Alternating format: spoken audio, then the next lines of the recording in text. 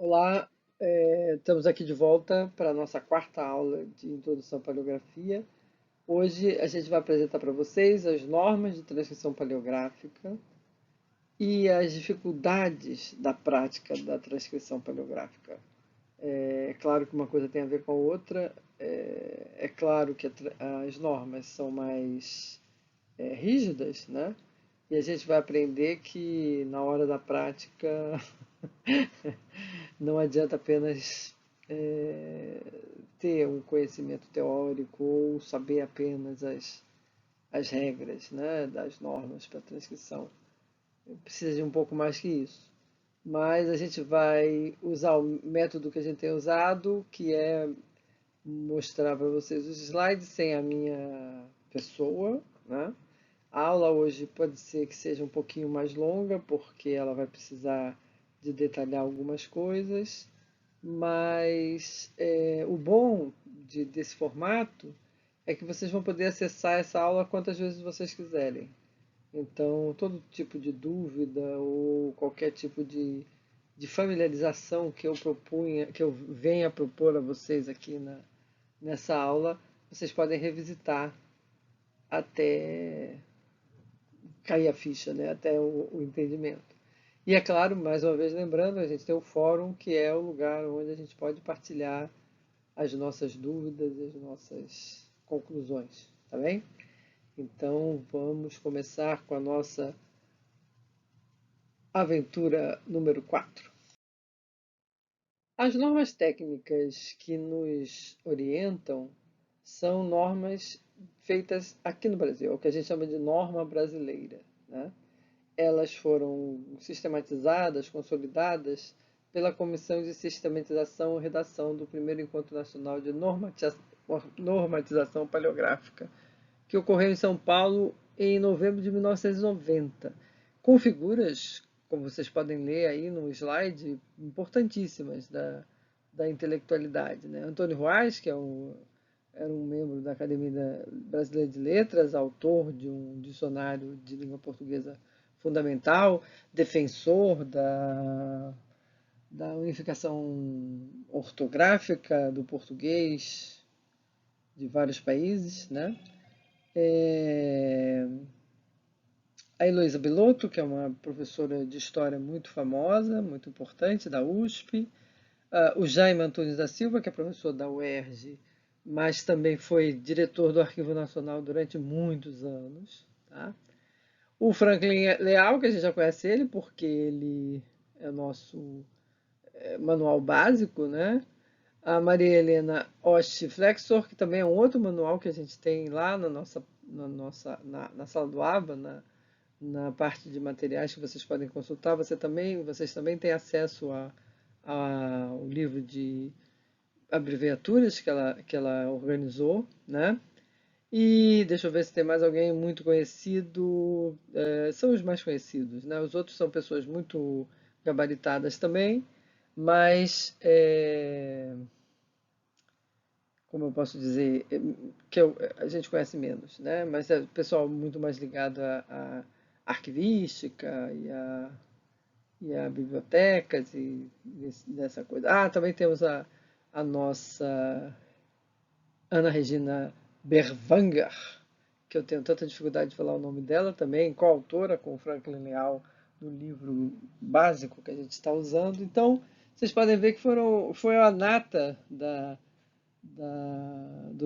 intelectualidade brasileira relacionada com a questão da língua, que se reuniu, da língua, do arquivo, né, do conhecimento arquivístico, que se reuniu e consolidou essa sistematização, né? Isso quer dizer que essas normas que nós estamos aplicando aqui são normas nossas. Se a gente for para a Espanha, há, claro, algumas coisas semelhantes, mas há regras diferentes. Em Portugal, apesar de a gente viver com a mesma língua, né, usando a mesma língua, eles também têm outro tipo de regras, de combinações, né? Então isso varia muito em relação a cada país, tá? Então, vocês agora, hoje em dia, é muito fácil vocês procurarem na internet outras normas de outros países. Inclusive aqui a gente vai mostrar uma tabuinha de números que eu peguei de uma outra normatização que a gente pode confrontar com nossas regras e ver que há diferenças. Mas isso não é nenhum problema, é convenção. É como se convenciona que o vermelho é para o sinal de parar e o verde é sinal de continuar, né? Como se convencionou o metro, estabeleceu-se um tamanho específico, se convencionou o metro, como se convencionou os pesos e medidas, ou seja, são convenções, são combinações, e a partir do momento que fica combinado, que fica registrado num documento, como é esse, das normas técnicas para transcrição e edição de documentos manuscritos, a gente tem que se pautar nelas, tem que seguir essas regras, tem que obedecer essas regras, tá? Então, o que a gente vai apresentar agora para vocês são essas normas, ou, como vocês quiserem, a norma brasileira de apresentação de transcrição paleográfica. É, a norma, eu peguei, o que eu fiz foi pegar o texto da norma, que aliás está lá na nossa sala do AVA, lá na parte de materiais que vocês podem consultar. Tem a norma publicada em PDF, se não me engano, e vocês podem ler com mais tranquilidade. Mas o que eu fiz foi transcrever a norma para cá, para o PowerPoint, e apresentar para vocês cada um dos pontos. Por isso que essa aula vai ser um pouco demorada, porque a gente vai ter que falar um bocado de pontos que a norma define, tá? Então, eles dividiram as normas em grupos, né, de questões, de problemas. O primeiro grupo é o grupo da grafia, ou seja, como se escreve, né? Quanto à grafia, seguir-se-ão os seguintes critérios, dizem eles lá no documento. 1.1. Serão separadas as palavras grafadas unidas indevidamente e serão unidas as sílabas ou letras grafadas separadamente. Ou seja, na hora que você estiver fazendo a transcrição, se aparecerem palavras coladas umas às outras que não deveriam estar coladas umas às outras, vocês podem separar na transcrição. Podem não, devem separar na transcrição. Ao contrário, também vocês podem fazer, né? Se houver letras grafadas separadamente, mas que devam ser transcritas juntas, vocês fazem a forma devida, né? Agora, existem exceções. Nessas regras sempre há exceções, como vocês sabem. Vocês aprenderam isso desde as aulas de matemática, né? Quais são as exceções?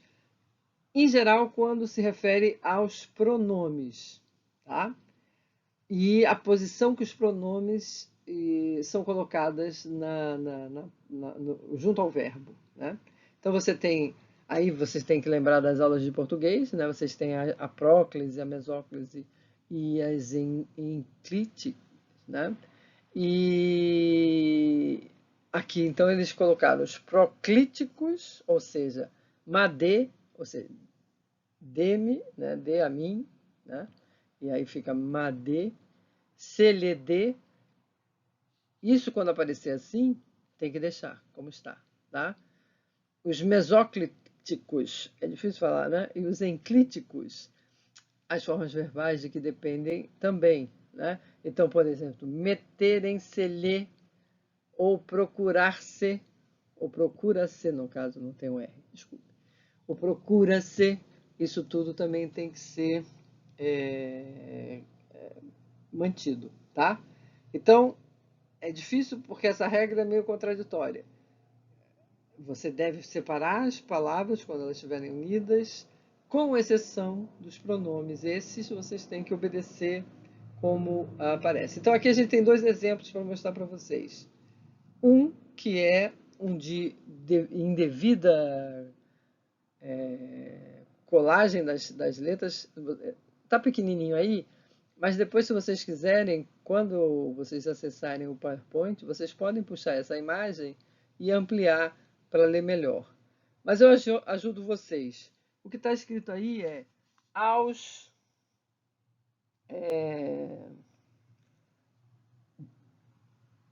aos 9 dias do mês de maio de 1800. Então, todo esse aos 9 dias do mês ficou tudo grudado, como vocês podem ver, tá?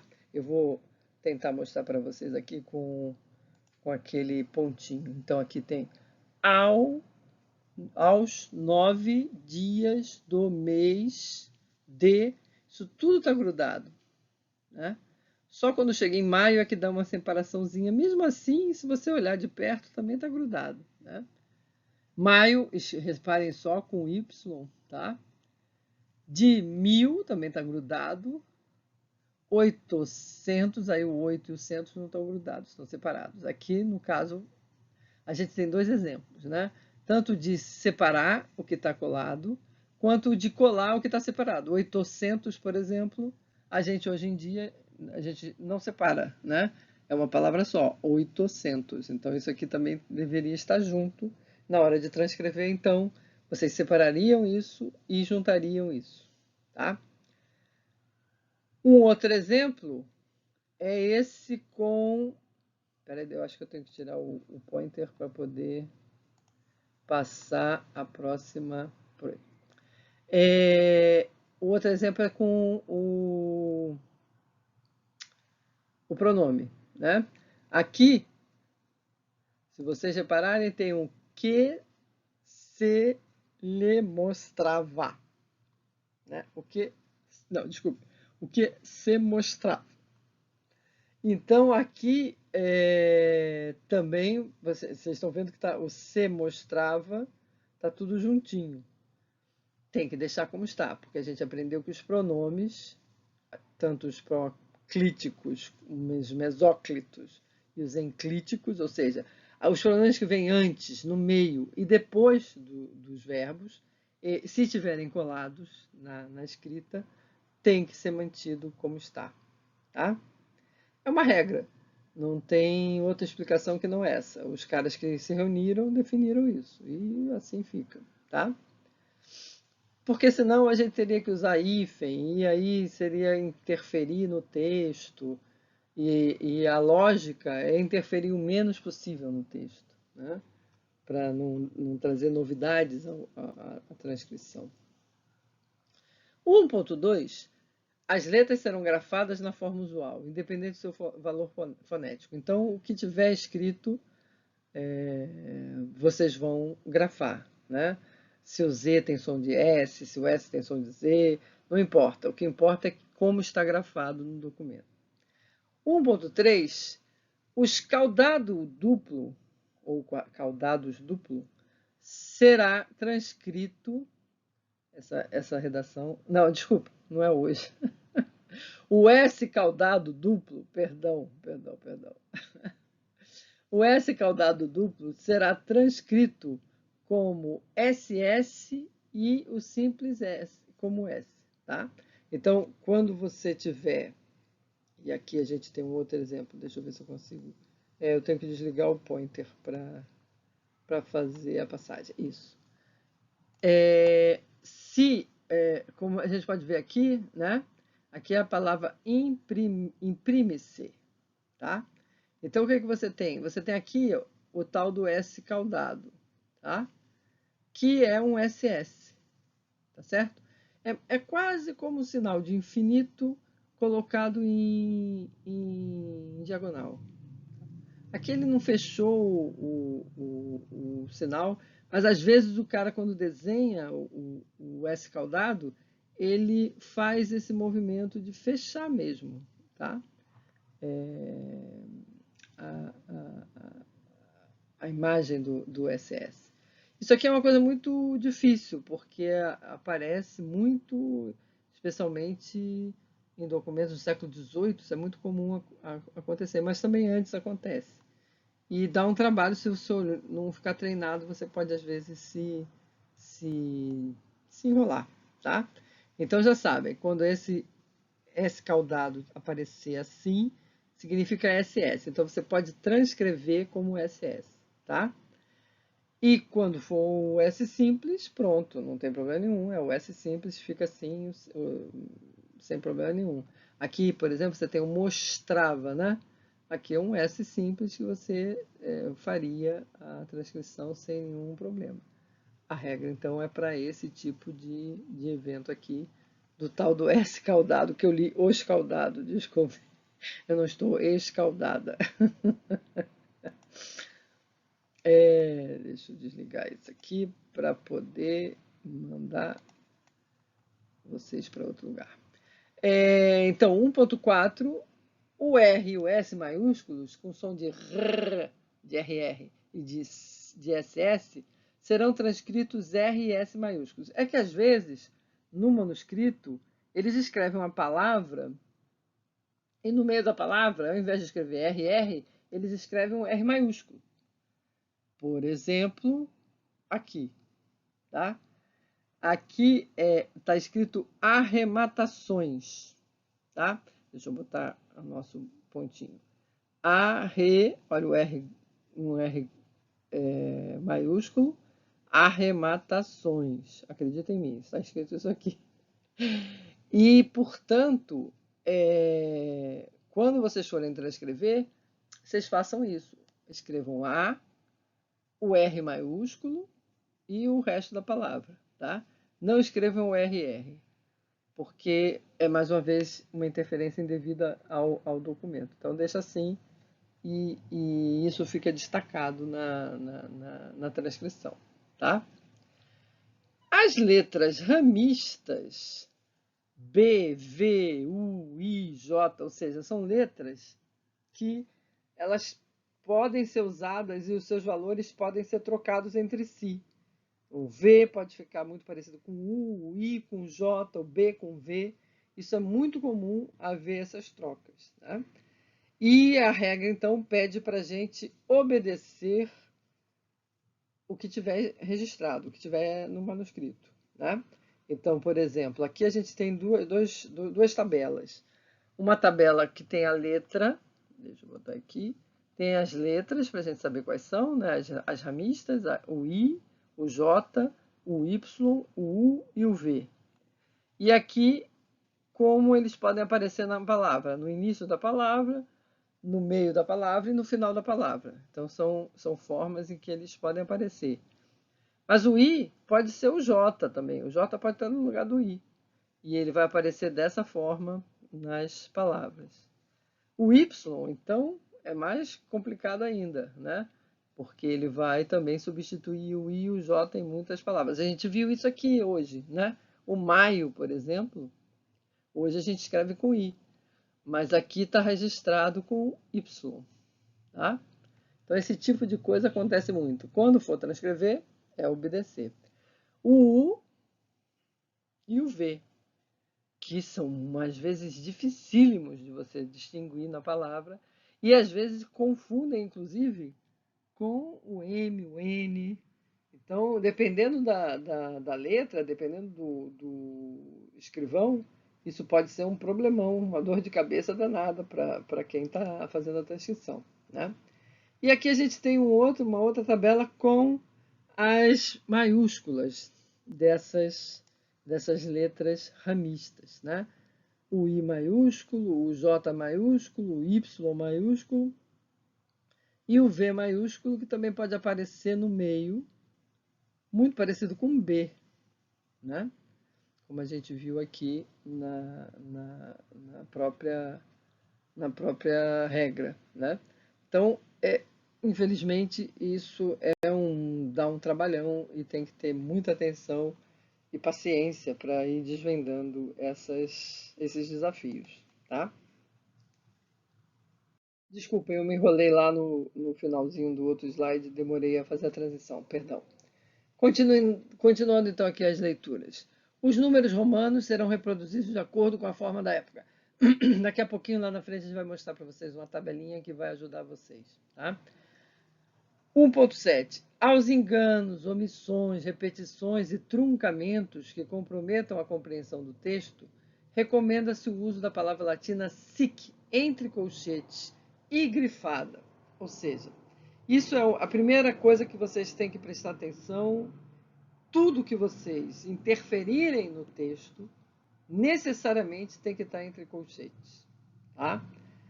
É fundamental vocês terem essa consciência. Esse tipo de coisa, como, às vezes o cara está escrevendo assim, ele está escrevendo e fala, no 50 ano, escreve ano de novo, por exemplo. Né? Nos 50 anos, e escreve duas vezes. É claro que ele errou, né? E aí como é que você faz? Você omite? Não. Você escreve, repete o que está escrito, e quando você percebe que é um erro de fato, você abre então os colchetes e escreve a expressão SIC, que quer dizer erro dele, erro do texto, erro original e não meu, né? E com isso você dá essa informação ao leitor que não está vendo o documento, mas está lendo a sua transcrição, né? E isso pode acontecer em várias situações. Pode ser repetição, pode ser omissão, pode ser um engano mesmo. Às vezes você tem dois documentos, uma cópia do outro, e você percebe que ele pulou uma linha, né? Ou seja, existem várias situações em que você percebe que há erro e que aí você pode interferir. Cuidado com essa regra, porque aí o que acontece é que muitos de vocês entendem essa regra como se fosse assim, tudo que tiver escrito errado, eu vou dizer que está errado. E cuidado, porque muitas coisas estão escritas de maneira diferente, não quer dizer que esteja errado, pelo menos não estava errado na época. Por exemplo, aquele maio que a gente viu no slide anterior, com Y, ele não está errado. Ele estaria errado hoje. Mas naquela época que ele foi escrito, não. Era possível. As regras eram muito flexíveis em relação à língua. Então, a consolidação da gramática ainda não era uma coisa tão arraigada como no nosso tempo. Então, a gente, para dizer que uma palavra está errada, a gente tem que ter muita certeza, né?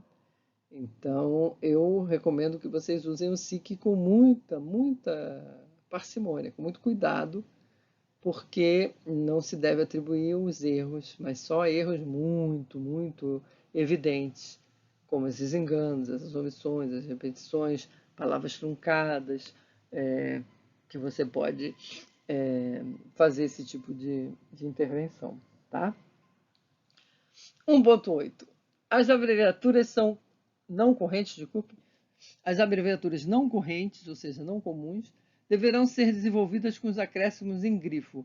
As abreviaturas é um capítulo à parte e eu vou mostrar algumas coisas agora para vocês e depois eu mostro mais algumas no final da aula.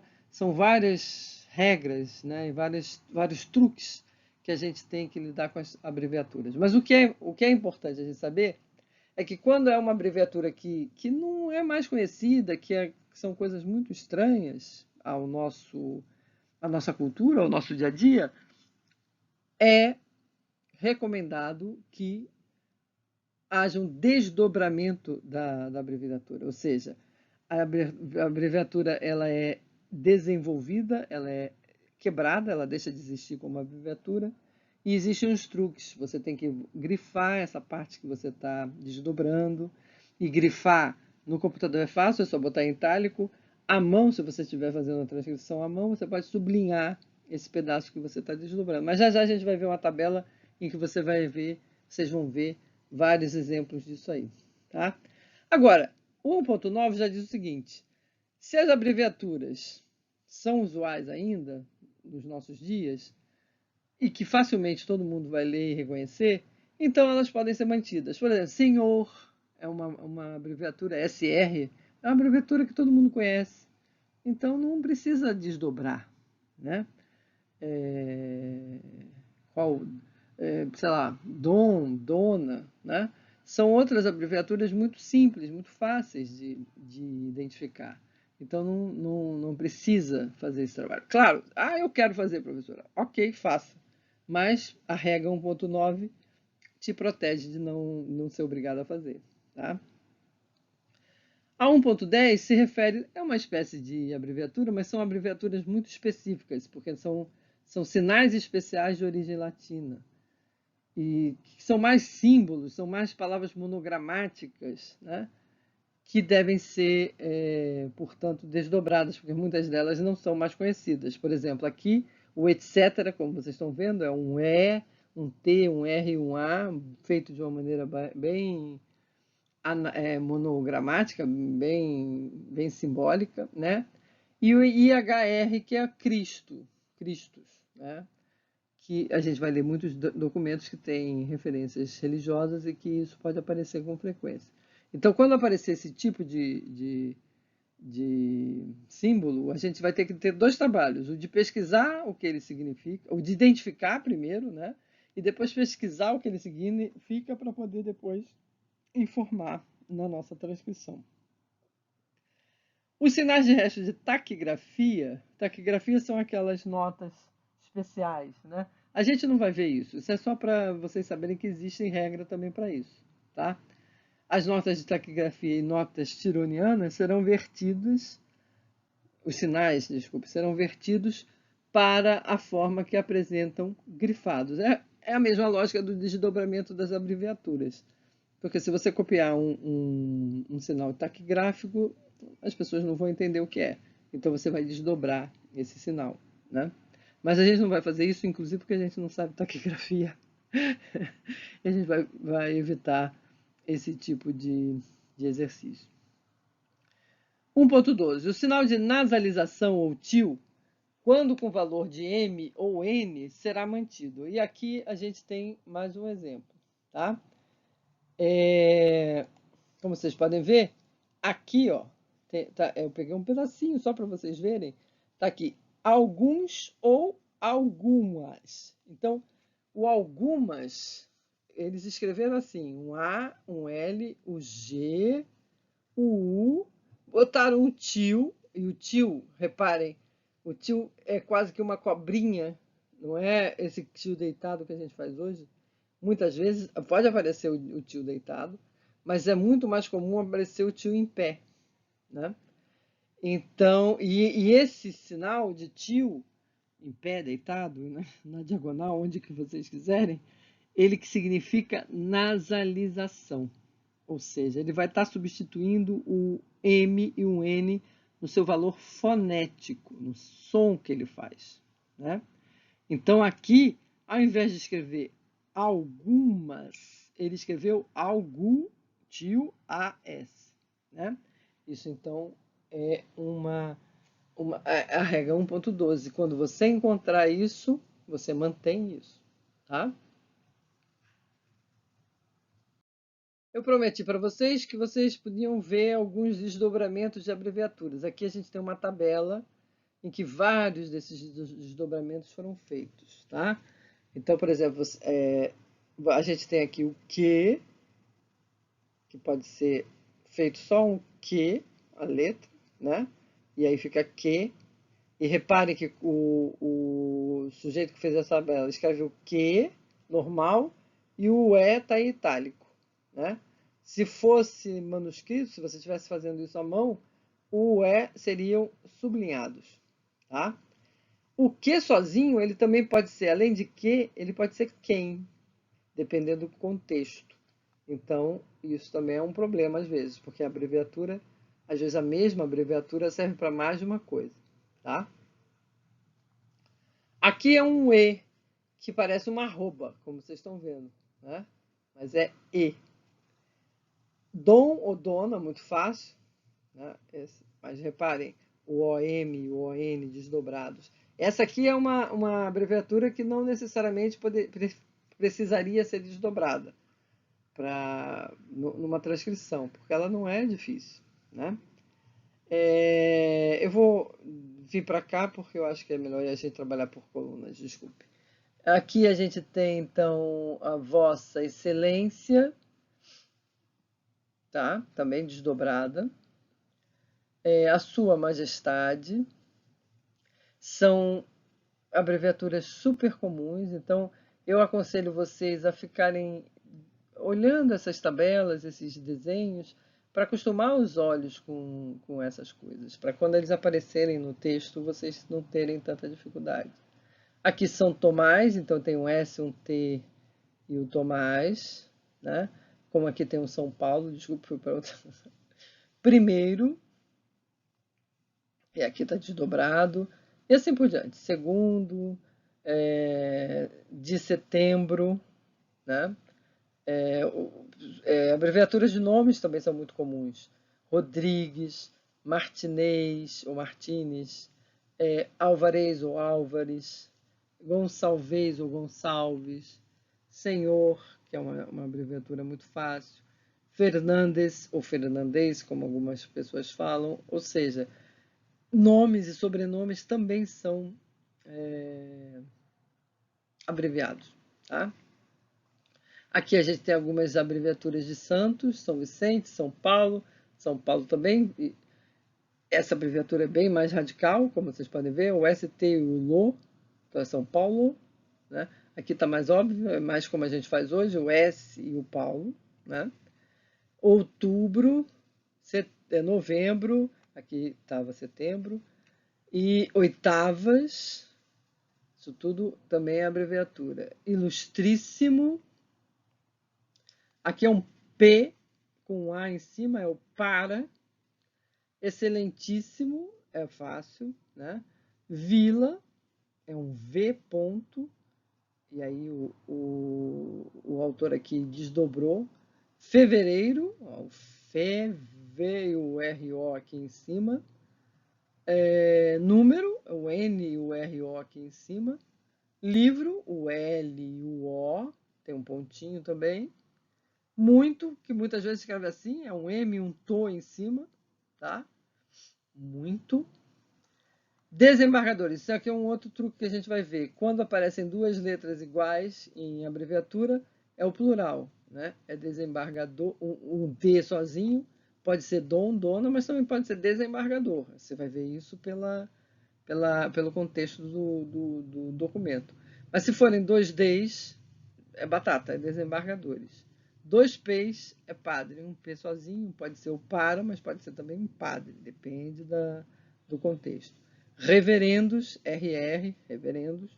Se tiver R sozinho, pode ser também rei, pode ser reverendo, pode ser uma série de coisas. Então, vocês estão vendo que é minucioso, né? E mistura um pouco de necessidade de atenção e um pouco de imaginação.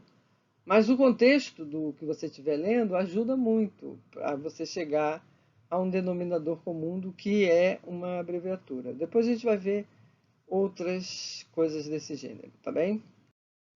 Já aqui eu trouxe para vocês um exemplo de abecedário. A gente tem vários, na internet vocês encontram vários.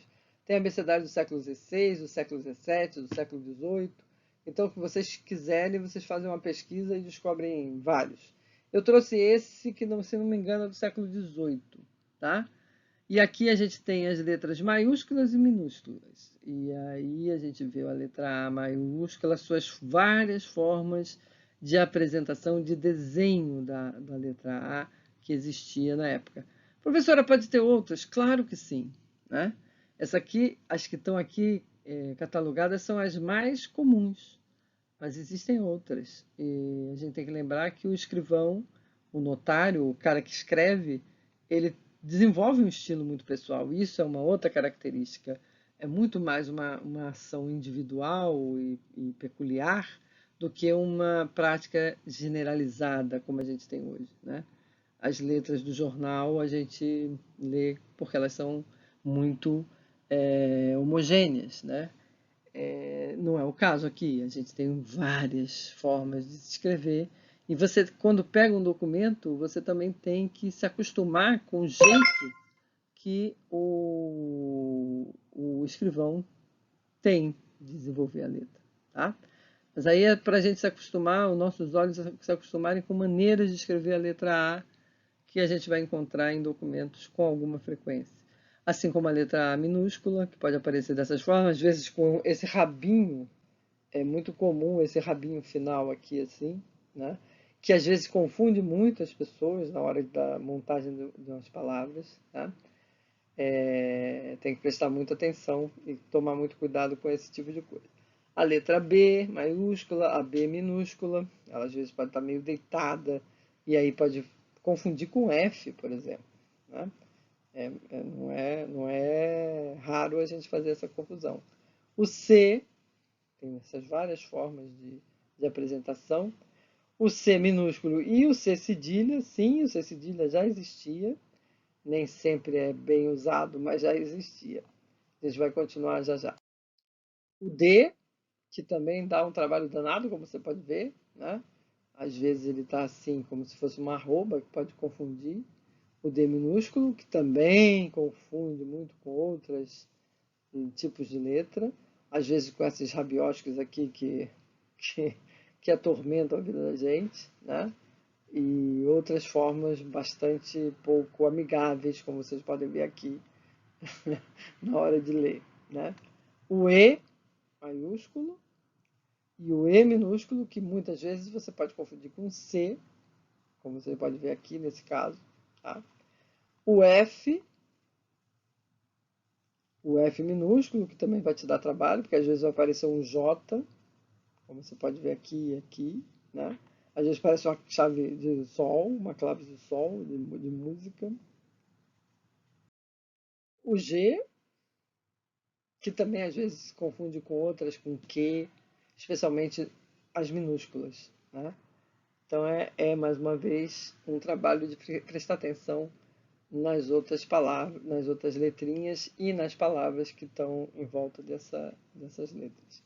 O H, o H minúsculo, que também é bem trabalhoso, às vezes pode ser assim, ó, como se fosse um E, né? Ou assim, que também parece um E. Aqui é fácil de você achar que é um B, mas é um H.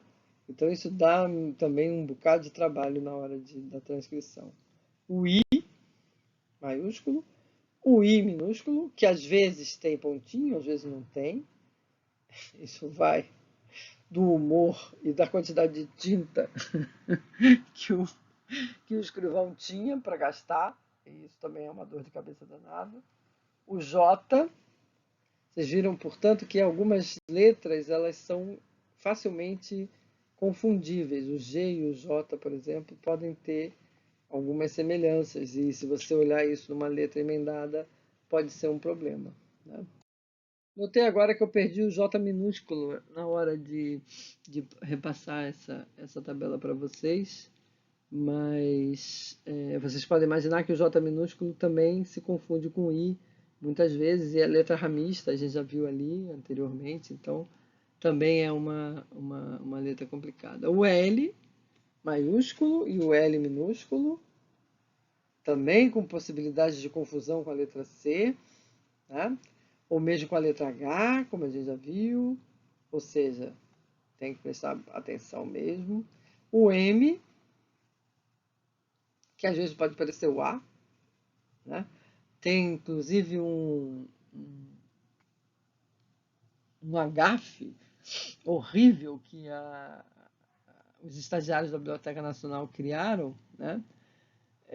Tem um fundo da Inquisição de Goa que tem a carta de um padre jesuíta muito conhecido que chama Roberto Nobile. Mas o estagiário que fez a transcrição do documento, ele entendeu que o N do Nobile, né, era um H. Então ele escreveu que era Roberto Obili, né? E aí teve um dia que um professor italiano, um especialista, estava lá na Biblioteca Nacional e ele ria as gargalhadas do manual do guia de fontes da Biblioteca Nacional que tinha cometido essa gafe. E aí ele olhou para mim e falou assim: foi você que fez isso? Eu falei: não, não, não, não, não fui eu, não fui eu. Mas é uma gafe muito feia, realmente, né? Se você não conhecer o contexto do documento, não conhecer a figura com a qual você está trabalhando, você pode cometer esses erros, porque de fato, se você for olhar os outros slides é, atrás, vocês vão ver que é facilmente confundível, né, esse M aqui com A, ou com N, ou com H, é moleza cometer esse erro. O M, que também às vezes pode ser escrito ao contrário, aí vai aparecer um U, aqui eles não mostraram esse exemplo, mas isso também acontece, como aqui no N, por exemplo, né? Pode acontecer também no M. O N maiúsculo, o N minúsculo, que também tem essa questão que eu acabei de falar. O O e o O minúsculo. O P, que a gente já viu que também é intercambiável com outras letras. Esse P, por exemplo, pode ser perfeitamente confundido com S caudado, por exemplo, né? Mas é um P. E o P minúsculo, que também pode confundir com J, com I, é trabalhoso, né? Ou esse aqui, por exemplo, encontrar isso como P precisa de um olho muito treinado, né?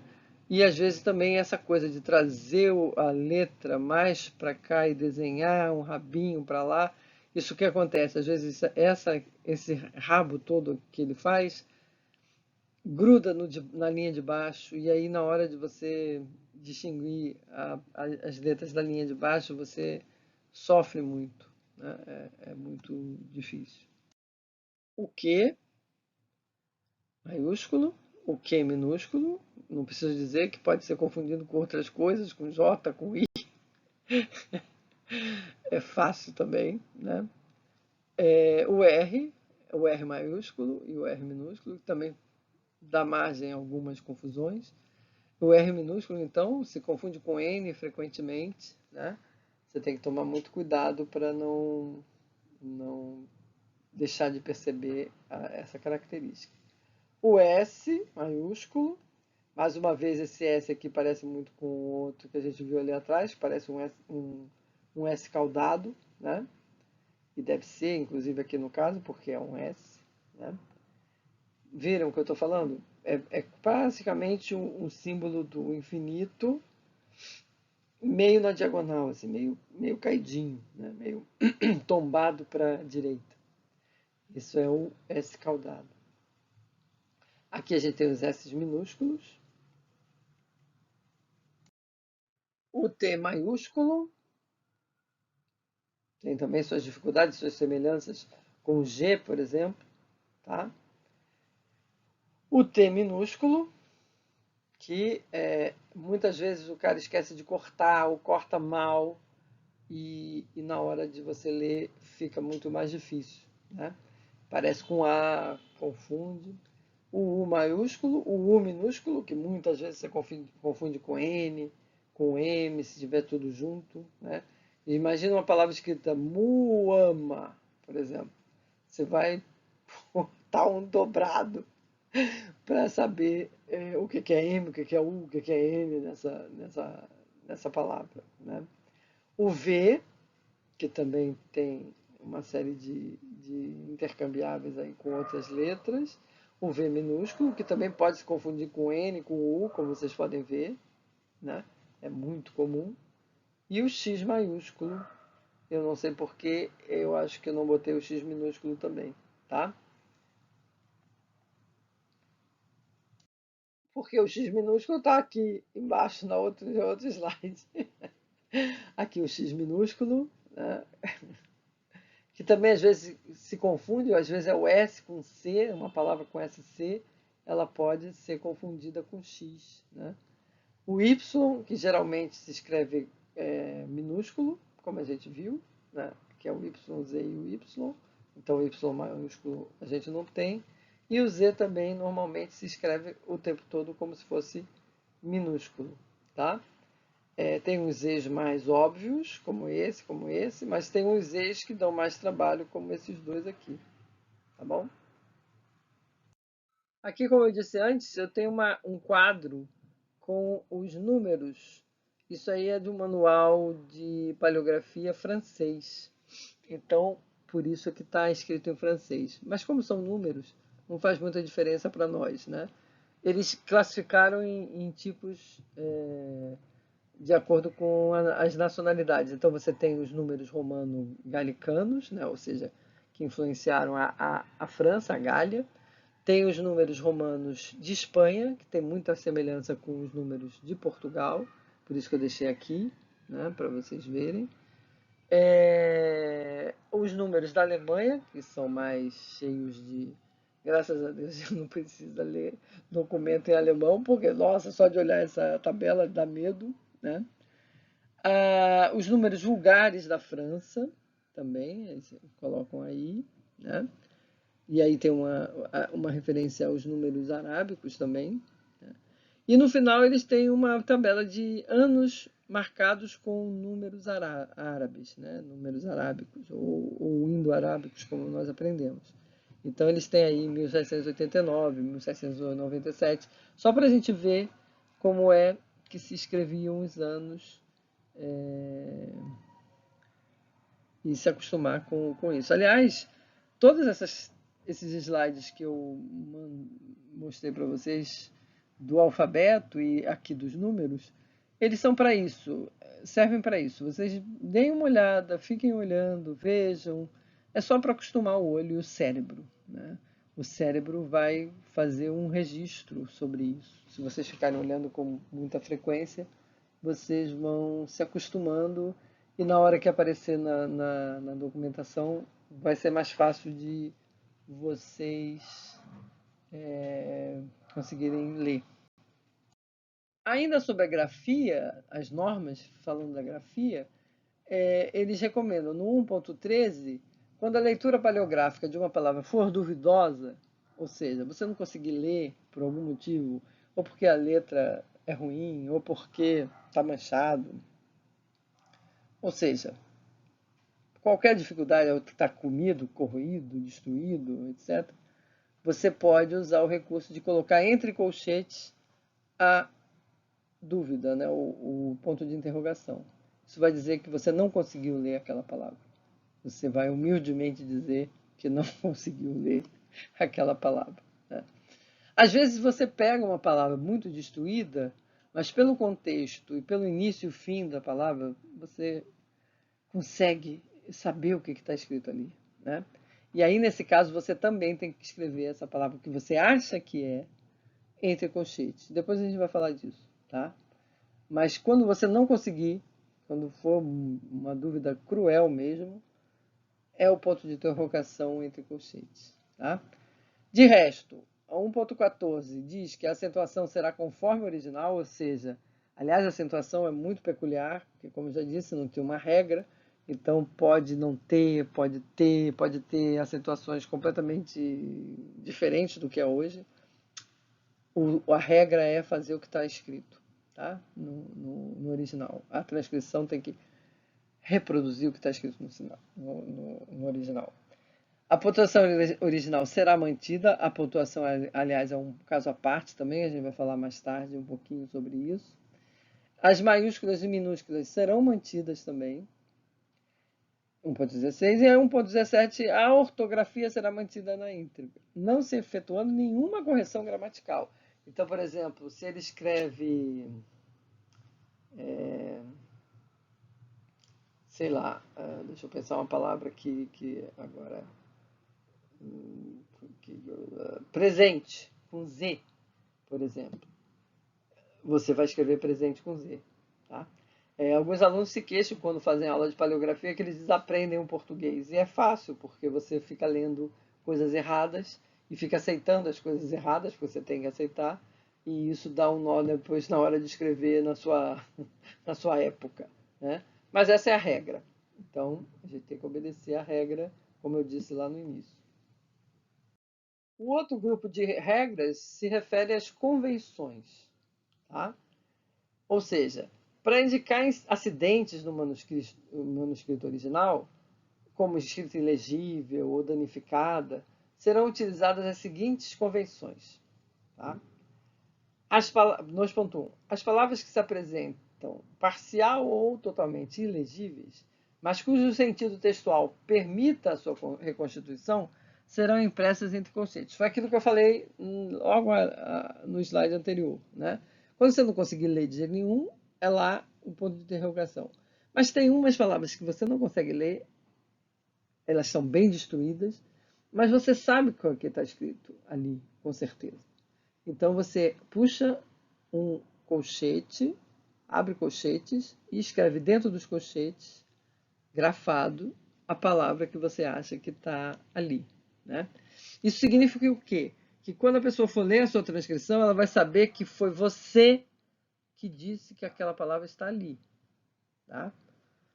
Ela pode depois olhar o original e confrontar cotejar com a sua transcrição e concordar ou não com a solução que você deu.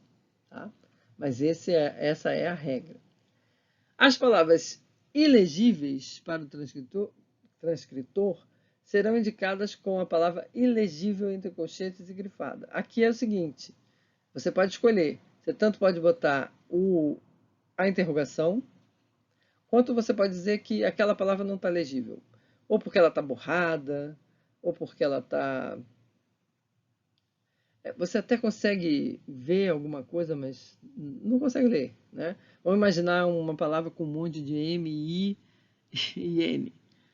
E aí vira uma ondinha, né? Não dá para saber. Então você pode botar ilegível, ou porque a tinta apagou, ou porque às vezes acontece uma coisa, a, a tinta de escola da página só fica a sombra do que foi escrito ali, né? Isso é mais para o 2.3, né? As linhas ou palavras danificadas por corrosão de tinta, umidade, rasgaduras ou corroídas por insetos ou animais serão indicadas, por exemplo, pela expressão corroído entre colchetes e grifada com a menção aproximada de seu número. Então, por exemplo, às vezes você pega 3, 4, 5 linhas corroídas, carcomidas, destruídas pela corrosão da tinta, que eu acabei de falar, destruídas pela umidade, cheia de fungos.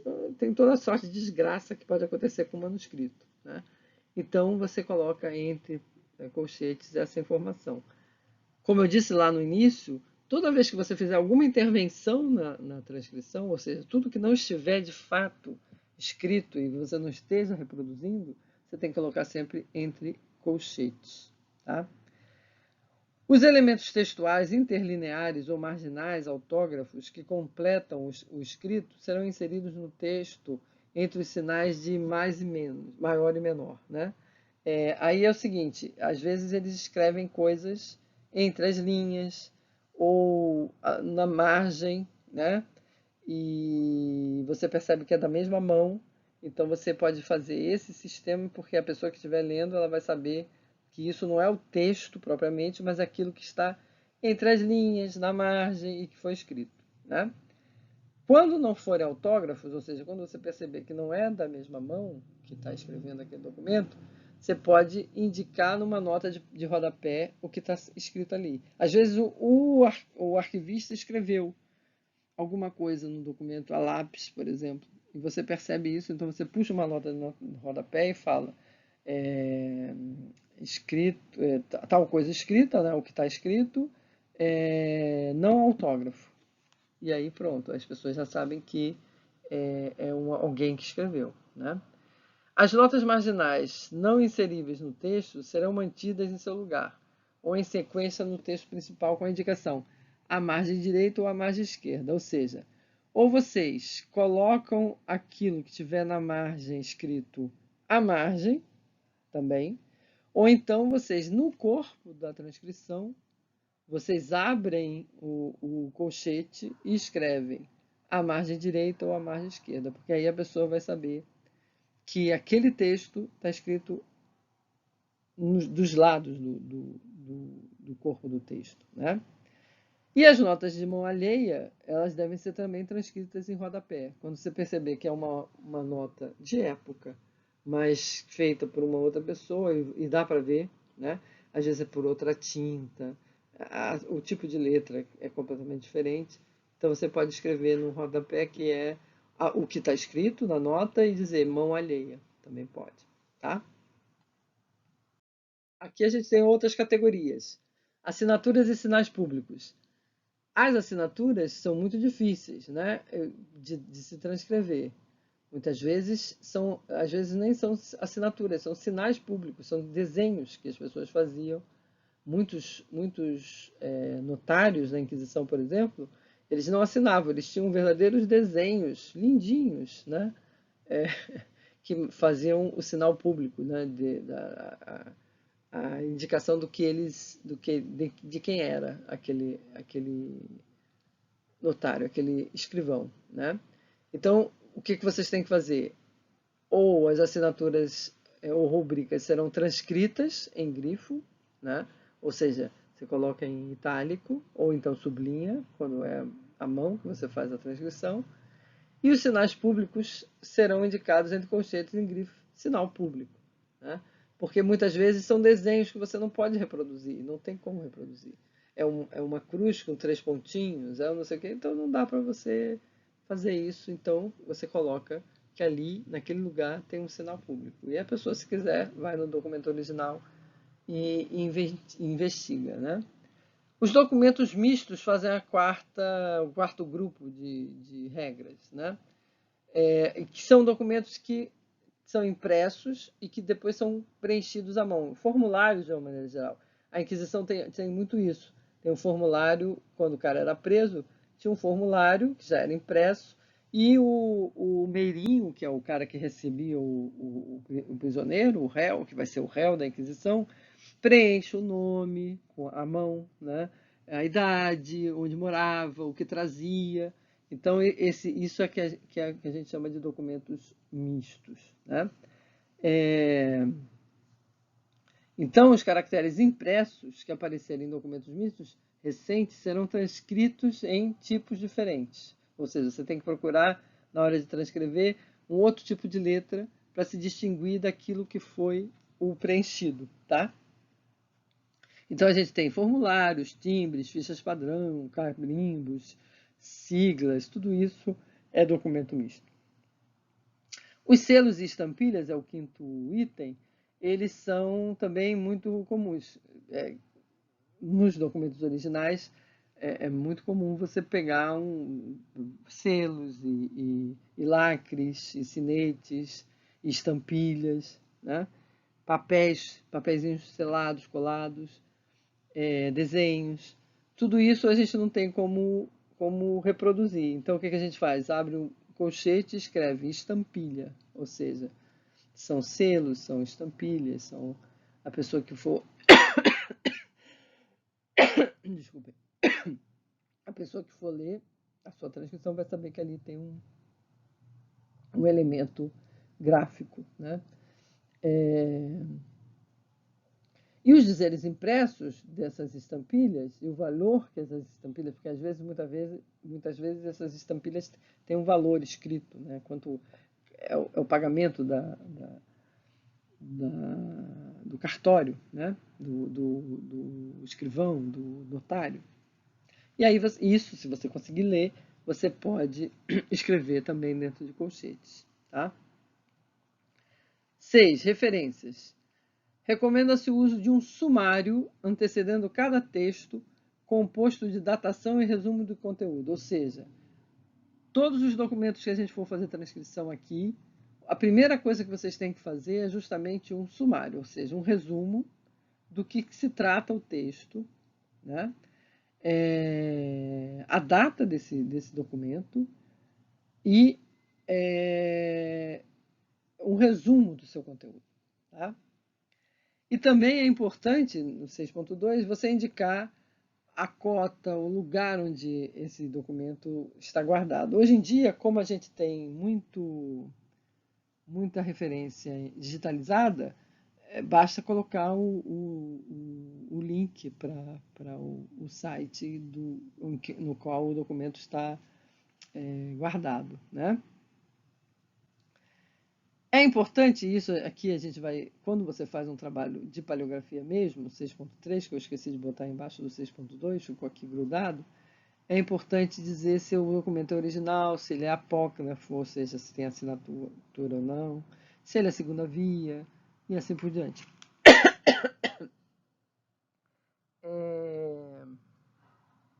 Não vamos precisar fazer isso, porque eu vou dar para vocês os documentos isolados, né?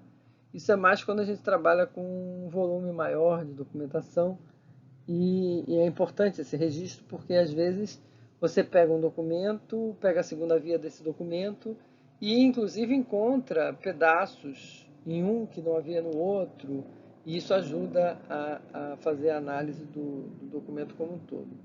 Mas isso é mais para quem está trabalhando de uma forma mais sistemática em paleografia, né? A apresentação gráfica, como é que a gente deve mostrar o nosso trabalho de transcrição? Aí é uma questão de opção, tá? A gente pode transcrever os documentos linha por linha, como está no próprio documento, né? Ou pode fazer de forma corrida. Se fizer de forma corrida, tem que respeitar a divisão paragráfica do original, né? E para isso, então, tem que ir separando os parágrafos. As páginas sempre devem ser numeradas, de acordo com o original. E se porventura as páginas não tiverem, se o documento original não tiver o número do folho, que a gente, em geral, quando a gente se refere a um manuscrito, a gente não fala página, a gente fala folho, cujo abreviatura é FL, como vocês estão vendo aí, né? Às vezes o documento vem sem a numeração. Então você cria a numeração, mas cria a numeração dentro dessa regra aí que vocês estão vendo.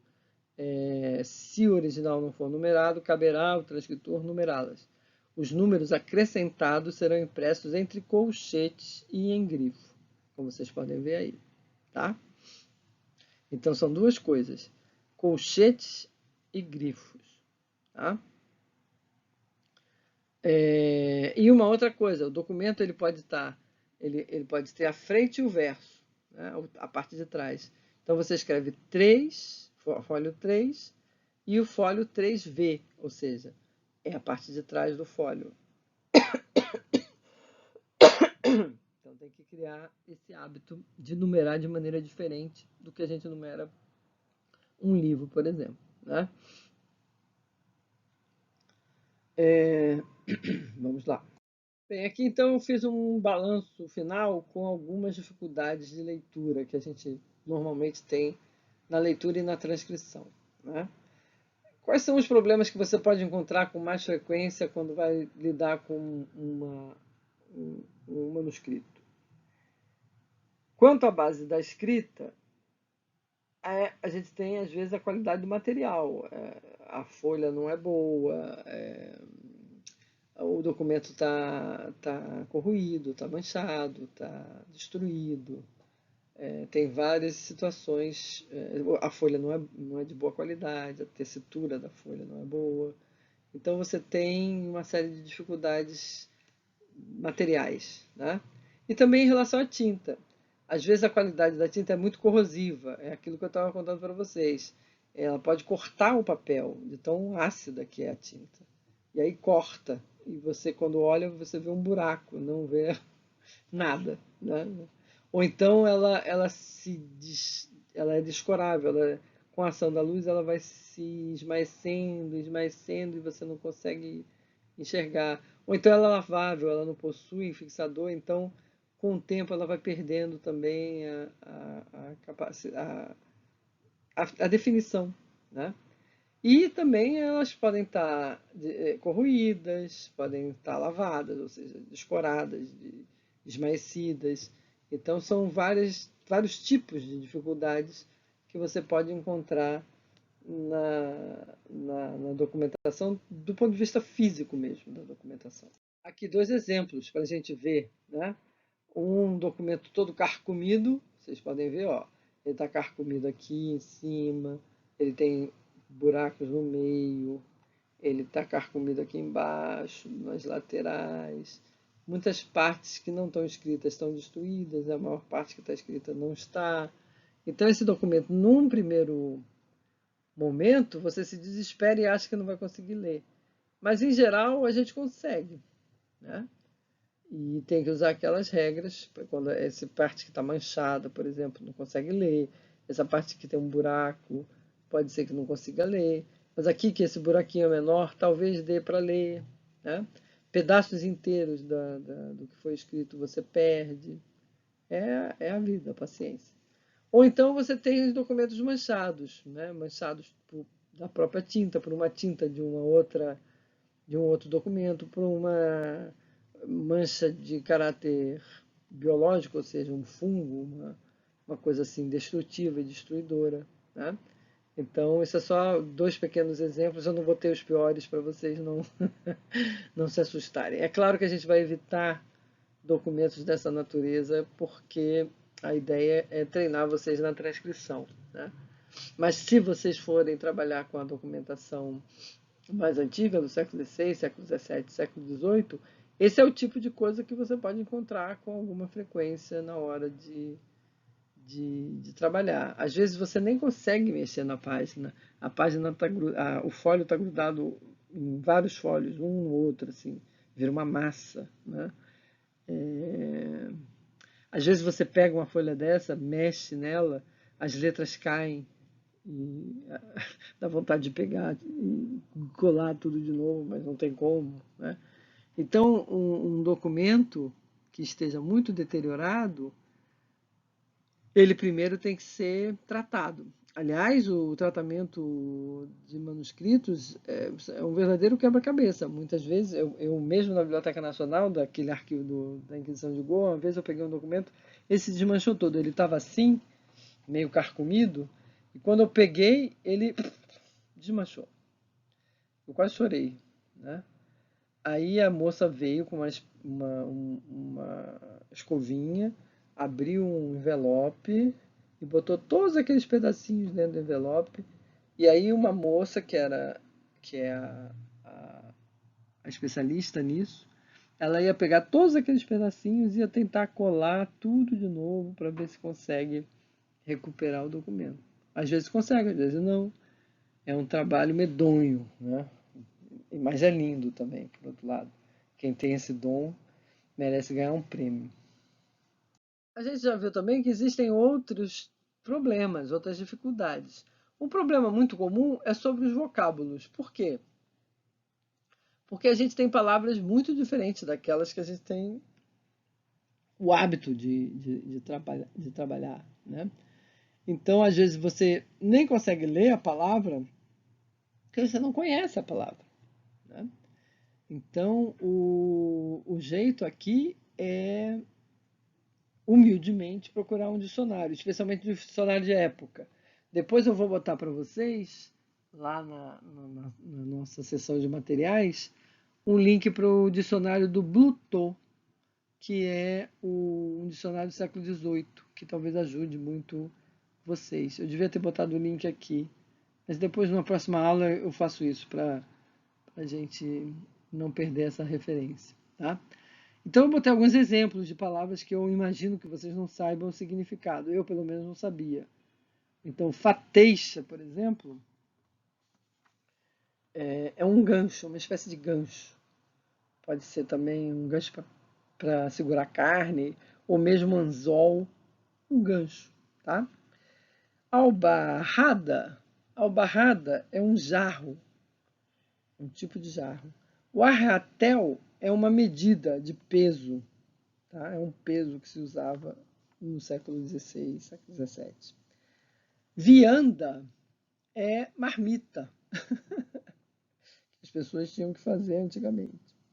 O laparo é uma parte do abdômen dos animais, do porco, por exemplo. Um pedaço do laparo do porco, a barriga do porco. Chapim é uma referência a sapatos femininos. Alfaia é um tipo de tecido, né? Assim como baeta também.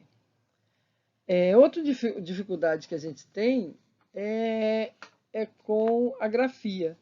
Então, muitas palavras que a gente escreve completamente diferente hoje em dia, não que estejam erradas, como a gente disse para vocês. A grafia ela pode estar diferente, mas não ser necessariamente errada, né? Então, por exemplo, taça, que a gente escreve com C cedilha, cevada, ceuada, que é aquela coisa de trocar as tais letras mistas, no U e o V, né? Aqui no caso foi trocada. Romã, a gente só escreve com um A, e aqui eles escrevem com dois. Leixar, que é deixar, né? Pai, com J, como a gente disse, as letras mistas, o J e o I, muitas vezes trocados. Física, com PH. Era, do verbo ser, né? O passado do verbo ser com H. Foi com Y. Apresentar com Z. Ou seja, aqui são alguns exemplos de grafia que podem confundir a nossa capacidade de leitura. Então a gente tem que abrir o cérebro, abrir a cabeça, deixar essas palavras diferentes também entrarem. E lembrem-se, pela regra, vocês não podem consertar. Lembram disso? Pela regra, vocês têm que escrever do jeito que está grafado no documento. Então, se está taça, você põe taça com 2 S e paciência, tá bem? As abreviaturas também são um problemão, né? Elas são usadas há muito tempo, desde os tempos romanos, né? E elas foram criadas por uma questão de economia, seja de tempo, seja de espaço ou mesmo de material. Ou seja, é uma maneira de gastar menos tinta, de gastar menos espaço, portanto menos papel, né? E também de acelerar o processo de escrita. Então, as abreviaturas têm uma função muito grande e elas são muito utilizadas no material paleográfico, tá? Aqui tem umas pequenas dicas para a gente classificar as abreviaturas, né?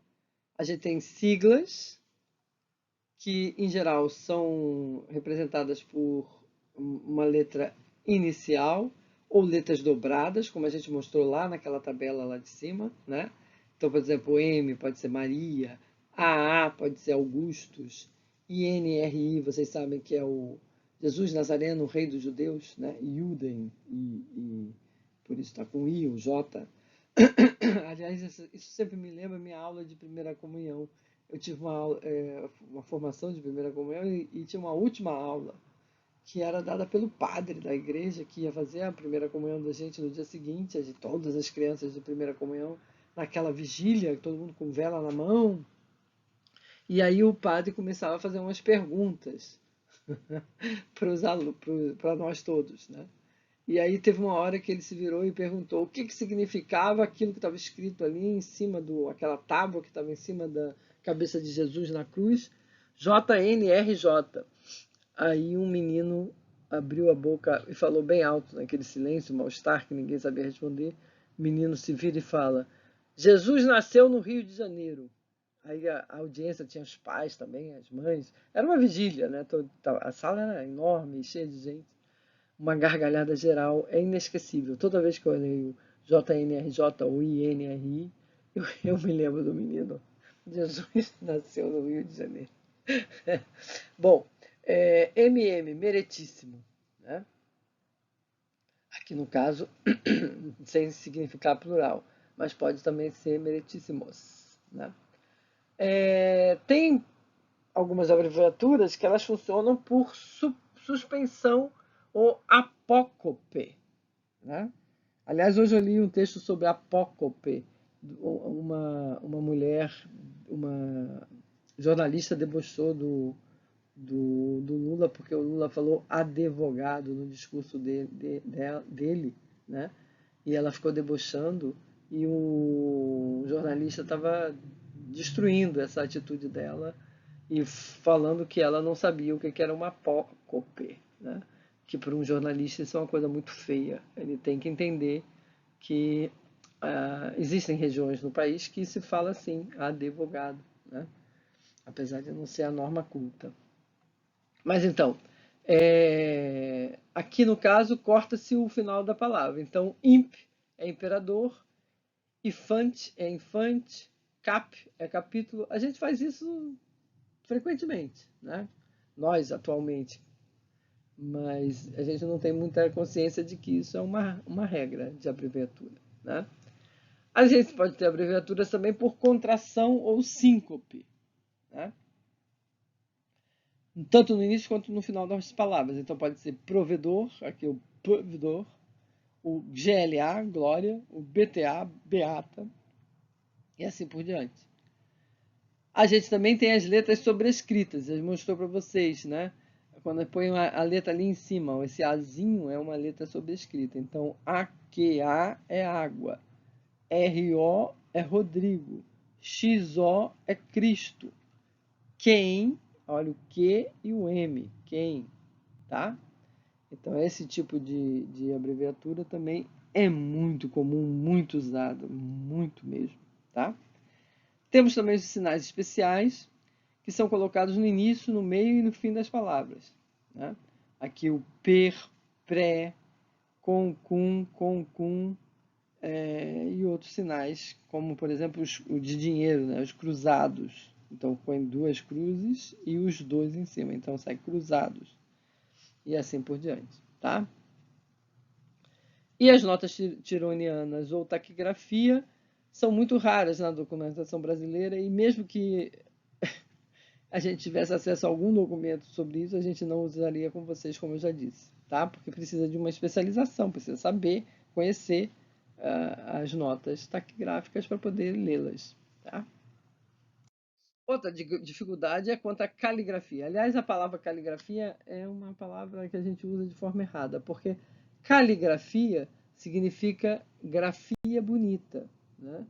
Então, quando a gente fala caligrafia, querendo dizer que é como a pessoa escreve, a gente está usando a palavra de uma maneira errada, né, na sua origem de significado. Mas ficou, então, paciência. Está errado, mas é assim que todo mundo entende, né? Então, quanto à caligrafia, se é mais ou menos caligrafia, a gente tem enormes dificuldades. Eu fui falando para vocês ao longo da aula de hoje, muitas delas, né? E aqui o autor também desenhou um M, o NI, o LI, o H, ou seja, várias, depende de como é a letra, né? O quão bonita, o quão bem definida ou não é a letra do notário, do escrivão que você está lendo o texto. A falta de pontuação também não ajuda, né? Nesses documentos que a gente vai trabalhar, a pontuação é muito rara, ela pode existir, mas ela é rara.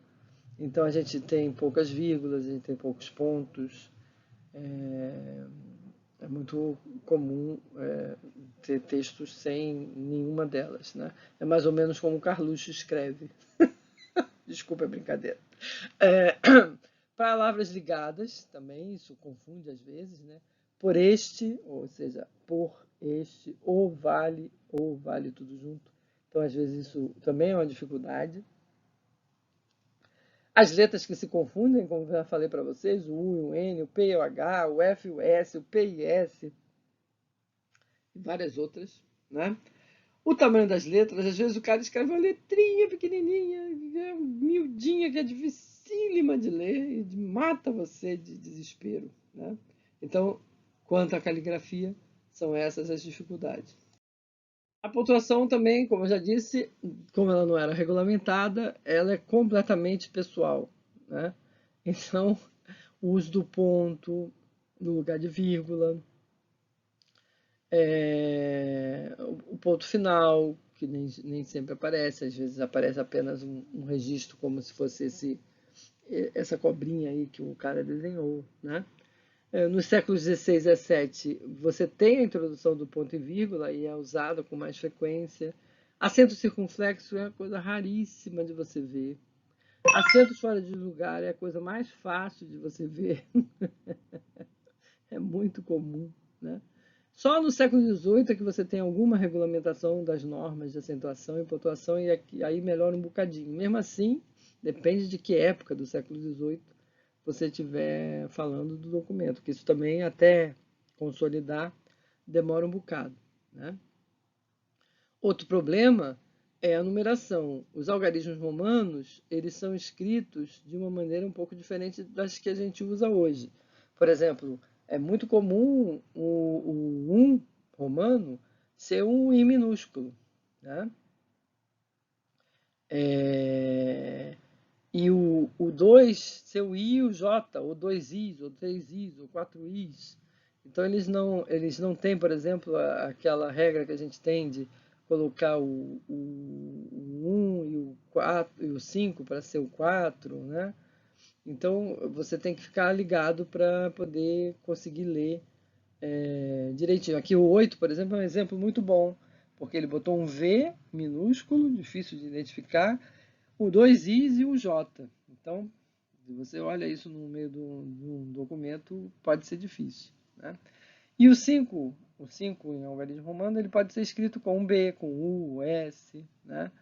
maiúsculo ou minúsculo, o 10 é o X, o 40 pode ser um X e um L minúsculo, pode ser um X e um U, pode ser o 100 e o D é mais fácil, o 1000 é um M, mas também pode ser um M minúsculo, ou seja, ou então T, né, T maiúsculo, T minúsculo, ou seja, tem que se acostumar com essas variações, ter isso na cabeça, para quando for encontrar isso no documento não estranhar demais, tá? Já os algarismos arábicos, como a gente já viu, né, na nossa história lá das letras, eles foram se introduzindo no Ocidente lentamente, segundo aqui o autor que a gente está usando, na Espanha no século X, em Portugal no século XV, mas nos documentos em Portugal começa a ser usado no século XVI mais. Tá? Ou seja, pega justamente a época que a gente começa a trabalhar os nossos documentos.